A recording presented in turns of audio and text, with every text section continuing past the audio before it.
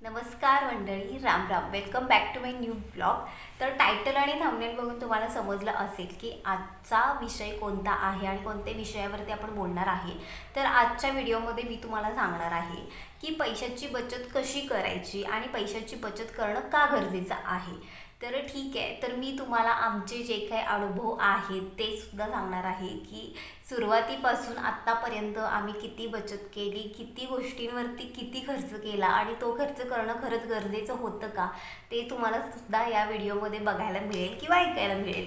ठीक आहे, तर सुरुवात आपण इथून करूया की आपण म्हणतो की खर्च करून जे काही उरतील ते पैसे आपण सेविंगसाठी ठेवूयात. तर माझं मत असं आहे की आधी जे काही तुमचं अगदी कितीही कमी पेमेंट असू दे किंवा जास्त असू दे, ज्या वेळेला मंथली किंवा वीकलीसुद्धा पेमेंट होतं, तर ज्यावेळेला तुमचं पेमेंट येतं तर त्यावेळेला तुम्हाला हेच करायचं आहे. खर्च करण्याआधी जे काही तुमचं ठरलेलं आहे त्या सेविंगवरती पैसे टाकणं खूप जास्त गरजेचं आहे. म्हणजे सेविंगला पैसे टाकणं खूप जास्त गरजेचं आहे. तर माझं मत हेच आहे की खर्च करण्याआधी थोडंफार सेविंग करून मग उरलेल्या पैशातून जर खर्च केला तर खरंच खूप जास्त त्याचा फायदा होतो. तर आमचंही तसं आहे. आता ज्या वेळेला माझे मिस्टर जे काही काम करतात तर त्याचं जे काही पेमेंट येतं ते वीकली पेमेंट येतं. तर आमचं ठरलेलं आहे, ज्या पिगी बँक्स ज्या असतात म्हणजे ज्या भिशा असतात त्या आम्ही केलेल्या आहेत आणि त्या प्रॉपर विषयांवरती ना आम्ही नावं टाकलेली आहेत. जसं की दिवाळीला खूप जास्त पैसे खर्च होतात आणि जी गावची यात्रा आहे त्यावेळेला सुद्धा खूप जास्त पैसे खर्च येतात, किंवा गणेश चतुर्थी आली किंवा दसरा आला, तर हे जे काही मोठे सण आहेत त्यावेळेला खूप जास्त पैसे लागतात. तर आमचं ठरलेलं आहे की आम्ही 4 प्रकारचे 4 भिशा केलेल्या आहेत आणि जेव्हा पेमेंट येतं त्यामध्ये एक ठरलेली रक्कम असते ती आम्ही टाकतो आणि जेव्हा तो सण येतो त्याच्या अगोदर 4 दिवस ती भिशी फोडायची आणि जे काही आपल्याला लागतं गरजेच्या गोष्टी, विनाकारण जिथे गरज नाही आहे त्या गोष्टीवरती पैसे खर्च करणं हे खूप चुकीचं आहे. तर ज्या गरजेच्या गोष्टी आहेत त्या घेण्यासाठी त्या पैशाचा उपयोग होतो. तर या पद्धतीने आम्ही ते सेविंग करतो. आता दुसरी गोष्ट म्हणजे पेमेंट आल्याबरोबर तर तुम्हाला जो काही खर्च आहे, अगदी किरकोळ खर्च मी म्हणत नाही, पण जितका मोठा खर्च तुमच्या महिन्याला होतो तो खर्च किंवा आपल्या इतकी आलेली रक्कम कोणत्या ठिकाणी गेली तर त्याचा हिशेब ठेवणं सुद्धा जास्त गरजेचं आहे. कारण त्यातून आपल्याला एकच गोष्ट समजते की आपले विनाकारण खर्च होणारे पैसे किंवा विनाकारण गोष्टींवरती खर्च किती झाला किंवा ज्या खरंच गरजेच्या वस्तू होत्या त्या आपण घेतल्या का, हे सगळं त्या हिशोबातून कळतं. त्यामुळे महिन्याला जितकं पेमेंट येतं तुमचं ते पेमेंट नक्की जातं कुठे हे आपल्याला सुद्धा कळणं खूप जास्त गरजेचं आहे. त्यामुळे जे काही तुम्ही अगदी 10 रुपयापासून 100 रुपयेपर्यंत किंवा 1000 रुपयेपर्यंत तुम्ही जे काही घ्याल ते मांडून ठेवणं खूप गरजेचं. या सगळ्या गोष्टी मांडून ठेवल्यामुळे काय होतं की आपल्या लक्षात येतं की आपला विनाकारण खर्च कुठे होतोय आणि खरंच जिथे पैसे खर्च करण्याची गरज आहे तिथे आपण काहीही खर्च करत नाही. आता साधं तुम्ही घेऊ शकताय, आपण मॉलमध्ये गेलो तर सुरुवातीला मॉलवाल्यांचे सुद्धा तुम्ही बघू शकता त्यांनी एक स्ट्रॅटेजी यूज केली आहे की आल्याबरोबर त्यांनी जे काही चॉकलेट्स असतील, बिस्किट वगैरे ते सुरुवातीला ठेवलं आहे आणि ऑब्व्हियसली आपण लहान मुलांना घेऊन जातो किंवा आपलं सुद्धा मन असं होतं की अरे हे चॉकलेट इतकं स्वस्त मिळते किंवा बाय वन गेट वन आहे तर घेऊया वगैरे. तर तसं नाही करायचं. मॉलमध्ये गेल्यानंतर आमचं तरी ठरलेलं असतं की आधी जी काही ग्रोसरी घ्यायची आहे, जे काही आपलं घरगुती 1 महिन्यासाठी राशन भरायचं आहे ते घेणं जास्त गरजेचं आहे आणि त्यानंतर जर पैसे उरले तर एखाद दुसरं चॉकलेट किंवा बिस्किट वगैरे यावरती पैसे खर्च केले तरी पण चालतील. पण सुरुवातीला ह्या गोष्टी जर आधी आपण घेतल्या, मॉलमध्ये गेल्याबरोबर हे चॉकलेट, ते बिस्किट, केक वगैरे या सगळ्या गोष्टी घेतल्या तर ग्रोसरीसाठी काहीही पैसे उरत नाहीत. दुसरी गोष्ट, जास्तीत जास्त जे आपले किराणा दुकान आहेत मॉलमध्ये ॲक्च्युली एक ठरलेली रक्कम असते आणि जे बाय वन गेट वन जे तुम्हाला देतात तर ते ॲक्च्युली एक्सपायर होण्यावरती आलेलं असतं. त्यामुळे त्यांनी ते बाय वन गेट वन लावलेलं असतं आणि आपल्याला वाटतं की अरे एकावरती एक फ्री मिळतंय तर घेऊया, पण त्याची अगदी 2 महिन्यांचीच एक्सपायरी राहिलेली असते ॲक्च्युली. त्यामुळे त्यांनी तो रेट तसा पाडून लावलेला असतो. तर गावी अगदी प्रत्येक ठिकाणी भाजी मंडई असते किंवा किराणा स्टोअरसुद्धा असतात जिथे चांगल्या प्रकारे बाजार मिळू शकतो. तर तिथे ना आपण बऱ्यापैकी बार्गेनिंग करू शकतो.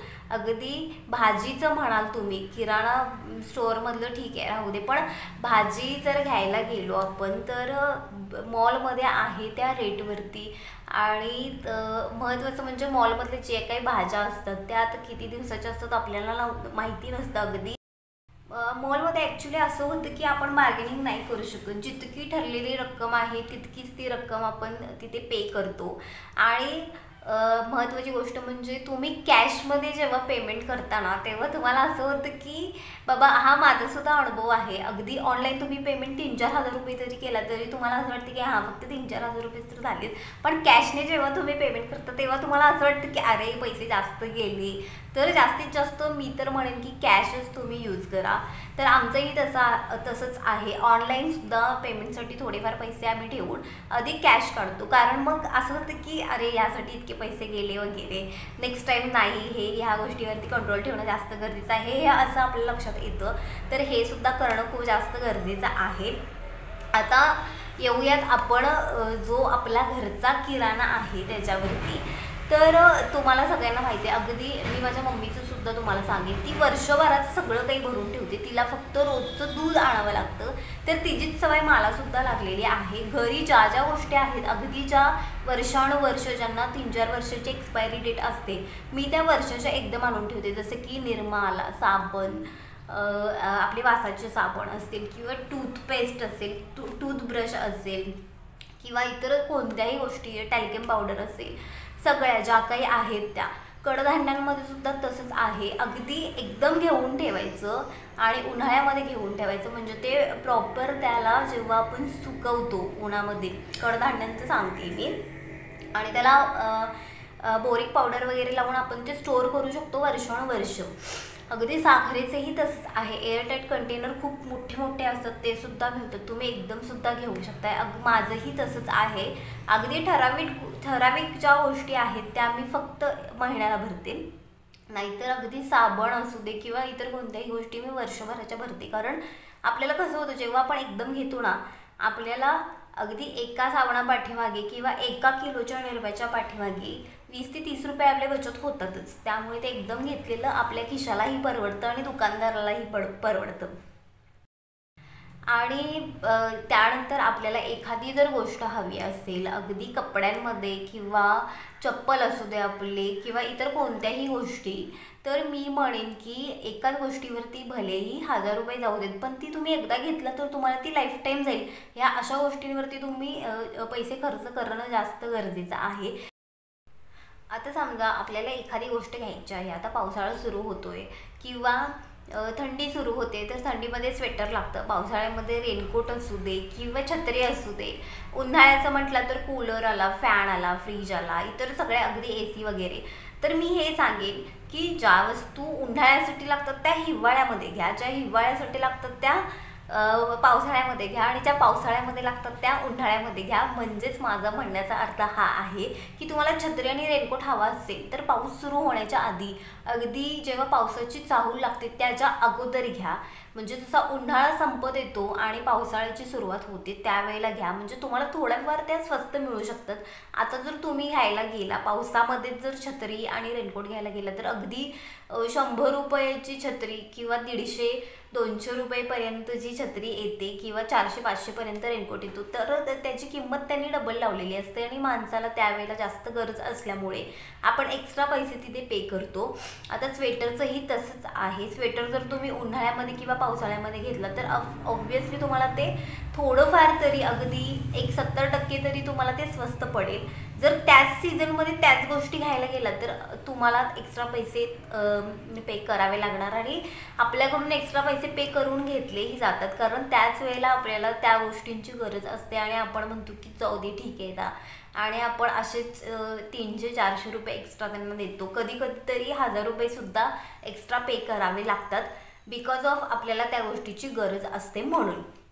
तर असं न करता ज्या गोष्टी ज्या सीझनमध्ये लागतात त्याच वेळेला न घेता अगदी त्याच्या अगोदर घेतल्या तर त्या आपल्याला स्वस्त पडू शकतात. आता त्यानंतर आपण बघूयात की घरीसुद्धा आपण जिथे गरज आहे त्याच रूममधली लाईट लावणं जास्त गरजेचं आहे, किंवा विनाकारण काहीही गरज नाही आहे, सगळ्या रूममधल्या लाईट सुरू आहेत तर त्याचा बिलावरती सुद्धा परिणाम येतो. तर माझंही तेच आहे. जिथे मी आहे, अगदी किचनमध्ये आहे तर किचनचीच माझी लाईट सुरू असते, बेडरूममध्ये आहे तर बेडरूममधलीच लाईट सुरू असते, हॉलमध्ये आहे तर हॉलमधलीच लाईट सुरू असते, विनाकारण लाईट. आणि ही मला आधीपासूनची सवय आहे. तर असं तुम्ही करू शकताय. आता पुढची जी अगदी खूप जास्त महत्त्वाची गोष्ट आहे ती म्हणजे, तुम्हाला जर एखाद्या गोष्टीचं व्यसन असेल, अगदी ते ड्रिंक करणं असू दे, स्मोकिंग करणं असू दे, किंवा इतर कोणत्याही गोष्टी असू देत, तर त्यावरती सुद्धा प्रचंड पैसे खर्च होतात. आणि खरं तर व्यसनामुळेच जी काय म्हणतात आपण फायनान्शियली स्टेबल राहू शकत नाही, कारण त्या व्यसनाच्या अधीन माणूस इतका जातो की त्यावरती सगळे जे काही आपण मिळवतो ते सगळे पैसे खर्च होतात. आणि कोणतंही व्यसन असू दे, ना घराची प्रगती होते ना माणसांची होते. आपण आहे तिथेच राहतो, आहे त्या खड्ड्यामध्येच राहतो, त्यातून वरती येण्याचा काहीही मार्ग नसतो. ते लगेच पटकन बंद करा किंवा पटकन बंद होईल असं नाही म्हणणार मी. अगदी थोडं थोडं करून तुम्हाला ते बंद करणं जास्त गरजेचं आहे, कारण त्यावरती जितके पैसे खर्च होतात त्याच्या दुप्पट तुम्हाला त्या व्यसनातून एखाद्या रोगाची किंवा आजाराची लागण झाली तर ते रोग आणि आजार बरे करण्यासाठी पुन्हा तुम्हाला हॉस्पिटलमध्ये त्याचे दुप्पट तिप्पट पैसे घालावे लागतील. आणि सगळं जे काही तुम्ही मिळवाल अगदी कष्ट करून ते सगळे पैसे तुमच्या हॉस्पिटलमध्येच जाणार, बिकॉज ऑफ फक्त तुम्ही व्यसन करताय त्यामुळे. तर व्यसन करणं हे सुद्धा खूप चुकीचं आहे, कारण त्यावरती आपले खूप जास्त पैसे खर्च होतात. तर ते ज्या त्या वेळेला थांबवणं खूप जास्त गरजेचं आहे. आता पुढचा जो मुद्दा आहे, तर आपण ज्या गोष्टीसाठी जाणार आहोत, जी गोष्ट आपल्याला घ्यायची आहे, अगदी खूप जास्त त्या गोष्टीची गरज आहे, तर त्याच गोष्टीवरती तितकेच पैसे खर्च होणं खूप जास्त गरजेचं आहे. नाहीतर तुम्ही अगदी फॅन घ्यायला गेलाय आणि फॅन न घेता इतर कोणत्याही गोष्टी सगळ्या त्या गोष्टींचं शॉपिंग करून घरी आलाय, तर ते खूप चुकीचं आहे. तुम्हाला माहिती असलं पाहिजे. अगदी घोडा जसा चालतो की नाही मला फक्त पुढे बघूनच चालायचं आहे, तर त्या पद्धतीने जायचं आहे की आधी आपण घरूनच ठरवून जायचं की बाबा नाही, या गोष्टीसाठी इतके पैसे घेतलेत ना, तर ती गोष्ट त्या गोष्टीवरतीच ते पैसे खर्च झाले पाहिजे, ना की इतर गोष्टींवरती.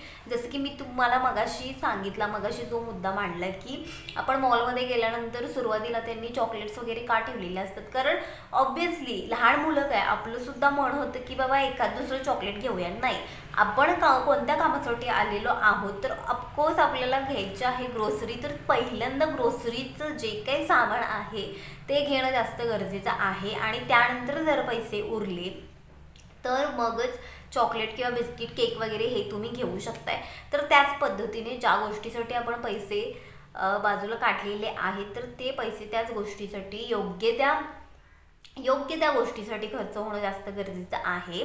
तर ह्या सगळ्या गोष्टी जर तुम्ही केलात तर खरंच तुम्ही बचत करू शकता. आणि यामुळे भविष्यात येणारे जे काही प्रॉब्लेम्स आहेत आणि भविष्यात येणारे जे मोस्टली प्रॉब्लेम आहेत ते फक्त आणि फक्त पैशामुळेच येतात. अगदी कोणतंही तुम्ही हॉस्पिटलमध्ये जा किंवा इतर कुठेही जा, जिथे जाल तिथे पैशाशिवाय काहीही नाही आहे. शिक्षण जरी म्हटलं तरी पैसेच लागतात, तोंडाने काहीही होत नाही. त्यामुळे सेविंग करणं खूप जास्त गरजेचं आहे. भविष्यात आपल्या कुटुंबाला जर सुरक्षित ठेवायचं असेल तर पैसे खूप जास्त गरजेचे आहेत. आणि कोणासमोर हात पसरून मागवून घेऊन ते काय म्हणतात, आपला जो सेल्फ रिस्पेक्ट आहे तो घाण ठेवण्यापेक्षा माझं मत आहे ह्या जर गोष्टी आपण पाळल्यात तर नक्कीच थोडंफार काम होईना आपण सेविंग करू शकतो. आणि आपल्या बायकांचं हे असं असतं की विनाकारण साडी घेणं, ड्रेस घेणं, ऑनलाईन शॉपिंग करणं, तो तर एक खूप मोठा ट्रेंड झाला आहे की बाबा आज काही काम नाही आहे, चला फ्लिपकार्ट, ॲमेझॉन, मेशो वगैरे चालत बसायचं. मग एखादा ड्रेस आवडला, साडी आवडली किंवा कानातलं गळ्यातलं आवडलं की चला ऑर्डर करा. तर ते करणं खूप जास्त चुकीचं आहे. ऑनलाईन शॉपिंग मी तर म्हणेन की जितकी टाळता येईल तितकी टाळा. जे महत्त्वाचं आहे, जितकं महत्त्वाचं आहे तितकं तुम्ही घेऊ शकताय. उगाच विनाकारण काहीही गरज नाही आहे, वस्तू मागवलेली आहे आणि ती तशीच धुळकात पडली आहे, त्याला काहीच अर्थ नाही आहे. तिथे तुमचे अगदी 300-400 रुपये सहज विनाकारण धुळकात पडलेले असतात, हे लक्षात ठेवा. त्यामुळे ऑनलाईन शॉपिंगवरती जितकं गरजेचं आहे तितकंच तुम्ही मागवत जा. अगदी ना की हां ठीक आहे, आवडली म्हणून साडी मागवली, आवडला म्हणून ड्रेस मागवला आणि तो वर्षानुवर्ष तसंच धुळखात पडलाय किंवा आपण तो यूज नाही करत, तर त्याला काहीही अर्थ नाही आहे. तर या सगळ्या गोष्टी लक्षात ठेवून आपण सेविंग केलं तर नक्कीच सेविंग होऊ शकतं. आणि मी अगदीच नाही म्हणत की सुरुवातीपासून 1000-2000चं सेविंग करा. अगदी 10 रुपयेपासून सुरू करा. नक्कीच 1000 रुपयेपर्यंत तुम्ही जाऊ शकताय सेविंग करण्यामध्ये. आणि तुमचं जर जो मंथली इन्कम सोर्स जर जास्त असेल तर तुम्ही ऑफकोर्स जास्तसुद्धा सेविंग करू शकताय. आणि माणसाचं कसं असतं, सुरुवात अगदी सगळेच शून्यापासून करतात, पण जसजसे पैसे जास्त येऊ लागतात ना, माणसाच्या गरजासुद्धा जास्त वाढतात आणि ते आपल्याला नाही कळत. आणि आपल्याला असं होतं की नाही बाबा हे घेणं जास्त गरजेचं आहे, समोरच्याने वापरलेलं आपणही वापरणं जास्त गरजेचं आहे. हे चुकीचं आहे. आपली पायरी ओळखून राहणं खूप जास्त गरजेचं आहे, खूप महत्त्वाचं आहे. आणि सेविंग करणं हे सुद्धा खूप जास्त महत्त्वाचं आहे. तर असा हा आजचा व्हिडिओ होता. आवडला तर लाईक शेअर सबस्क्राईब नक्की करा. भेटूया नेक्स्ट व्हिडिओमध्ये. तोपर्यंत tata bye bye, take care.